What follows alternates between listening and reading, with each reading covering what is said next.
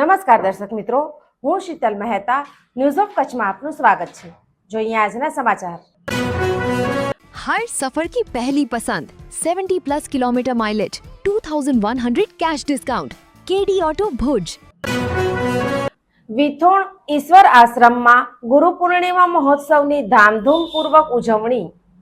વિથોણ ઈશ્વર આશ્રમના વર્તમાન મહંત મોહનદાસજી ગુરુ કરશનરામજીના સાનિધ્યમાં ગુરુ પૂર્ણિમા મહોત્સવ ઉજવવામાં આવ્યો હતો। સવારથી ભક્તોની લાંબી કતારો લાગતા આખું પરિસર ઓધવરામમય બની ગયું હતું। સવારે ઓધવરાસમાં ભાવિકો મન મૂકીને ઝૂમી ઉઠ્યા હતા।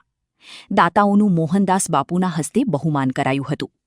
પૂર્ણિમાના પાવન પ્રસંગે ભાનુશાળી સમાજના પ્રમુખ ભાનુશાળી, દામજીભાઈ જયંતિભાઈ પોકાર, મહેશભાઈ ભાનુશાળી, કાનાભાઈ આહિર વગેરે આશ્રમનો સેવકો હાજર રહીને ગુરુ પૂર્ણિમા ઉત્સવને મહોત્સવ બનાવ્યો હતો। ભાનુશાળી સમાજના પ્રમુખે જણાવ્યું કે આશ્રમ 18 આલમનું ગુરુદ્વારું છે। અહીં આવનાર દરેક સમાજના પ્રમુખે જણાવ્યું કે ઈશ્વર ભાવિક આશ્રમનો સેવક છે।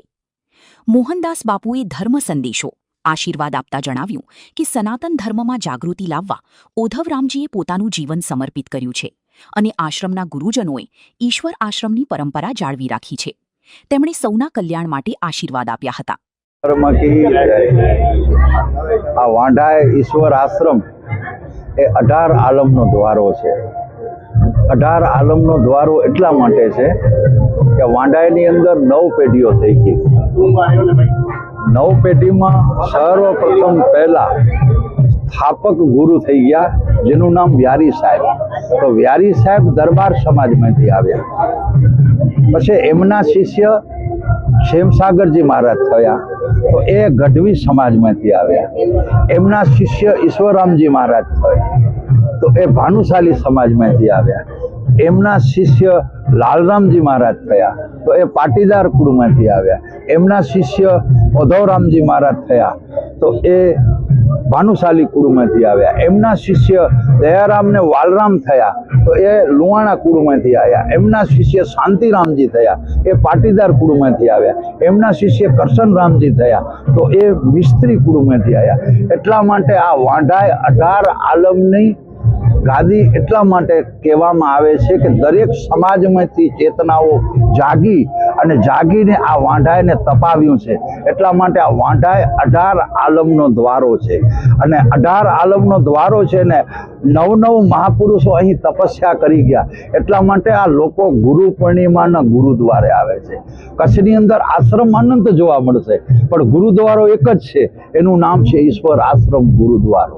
અને અહીં લગભગ મારો જ્યાં સુધી મેં સાંભળ્યું છે, મેં અનુભવ્યું છે અને મેં ચિંતન કર્યું છે ત્યાં સુધી આ ઈશ્વર આશ્રમની સ્થાપના થઈ, જેને 125 વર્ષ થયા।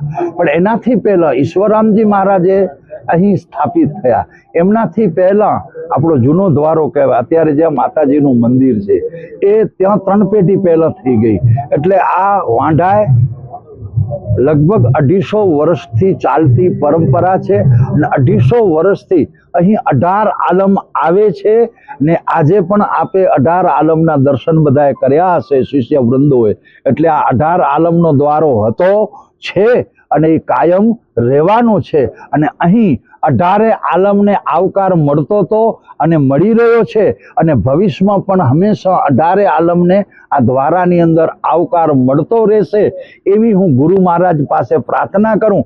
આજે જે પણ પરિવાર 18 આલમમાંથી જે પણ પરિવારો અહીં આવ્યા અને સમાધિએ માથું ટેકાવ્યું, હું ઈશ્વરરામજી મહારાજને, લાલરામજી મહારાજને, ઓધવરામજી મહારાજને, દયાલરામજી મહારાજને, શાંતિરામજી મહારાજને અને ગુરુજીને પ્રાર્થના કરું કે જે પરિવારોએ માથા ટેકાવ્યા છે, બસ ગુરુજી એની ઉપર નજર તો તમારી પડેલી છે, પણ નજરને ઠરાવજો અને એને સુરા આશીર્વાદ આપજો।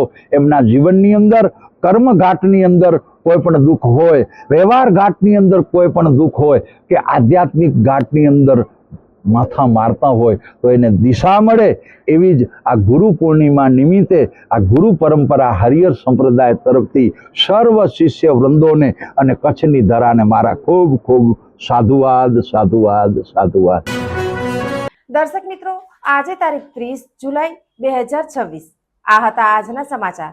આવતીકાલે ફરી મળીશું. ત્યાં સુધી મને રજા આપશો. નમસ્કાર.